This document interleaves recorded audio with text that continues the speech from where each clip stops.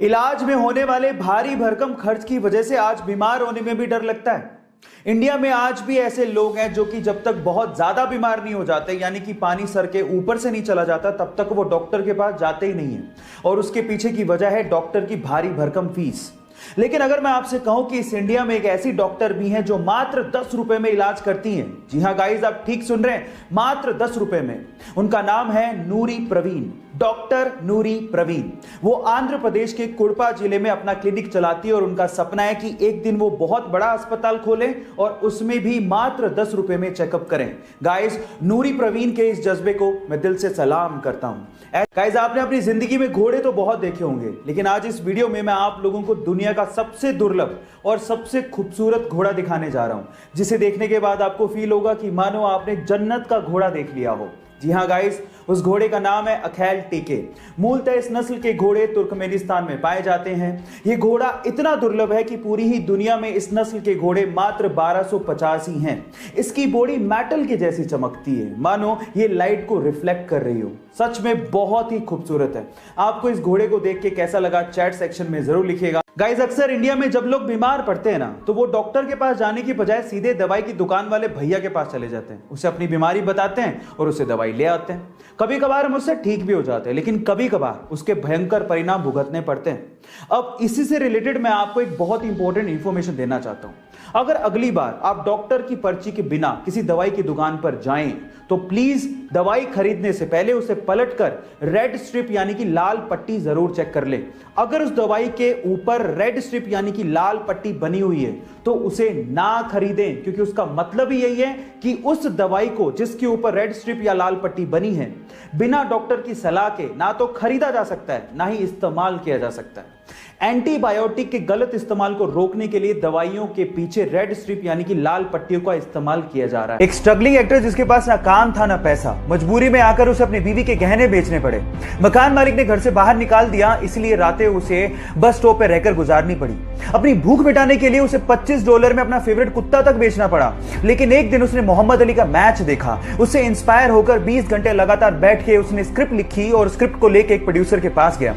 उस प्रोड्यूसर को स्क्रिप्ट इतनी पसंद आई कि वो उसके लिए $1,25,000 देने को तैयार था। लेकिन इस बंदे ने शर्त रख दी कि इस मूवी में लीड रोल वही करेगा, जो कि प्रोड्यूसर को नागवार था। उस प्रोड्यूसर ने उसे कहा कि मैं तुम्हें $2.5 लाख देने को तैयार हूं स्क्रिप्ट के लिए, लेकिन वो बंदा टस से मस नहीं हुआ। फाइनली उसे हीरो बनाया गया उस मूवी में और मूवी को रिलीज किया गया। उस मूवी का नाम था रॉकी, जो कि सुपर हिट साबित हुई।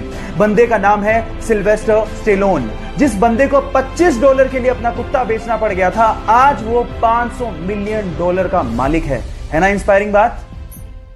हम जिंदगी में बहुत बार हार जाते हैं, गिर जाते हैं और कभी कभार तो हम लोग उठने की कोशिश भी नहीं करते। और जब वक्त निकलता है तो हम सोचते हैं कि काश एक बार और मैंने कोशिश कर ली होती।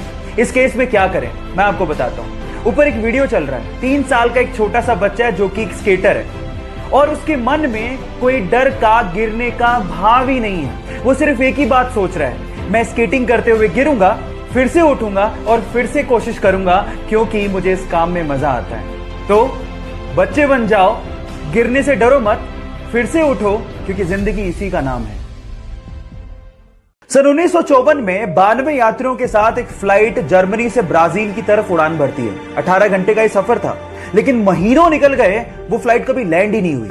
लोगों ने मान लिया था कि नीला आसमान उस फ्लाइट को निगल चुका है। फाइलें बंद, सेंटियागो की फ्लाइट्स पूरी तरह से बंद कर दी गई।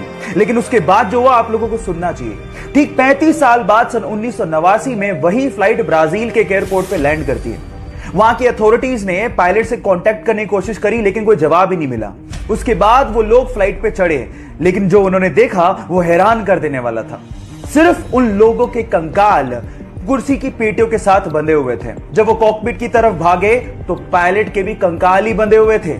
अब सवाल यह है कि अगर पायलट के कंकाल ही बंधे हुए थे तो फ्लाइट लैंड कैसे हुआ? विज्ञान ने बहुत तरक्की कर ली है, लेकिन ऐसी बहुत सारी घटनाएं हैं जिनका जवाब विज्ञान के पास भी नहीं है।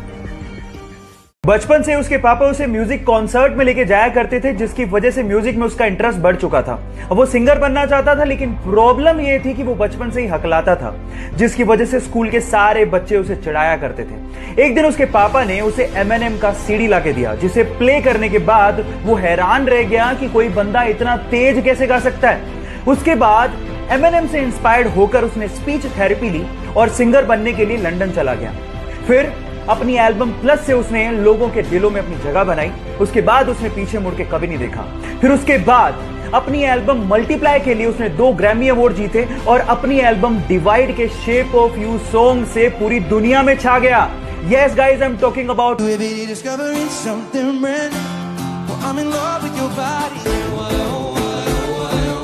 गाइज, वो तो इंस्पायर होके वर्ल्ड फेमस हो गया।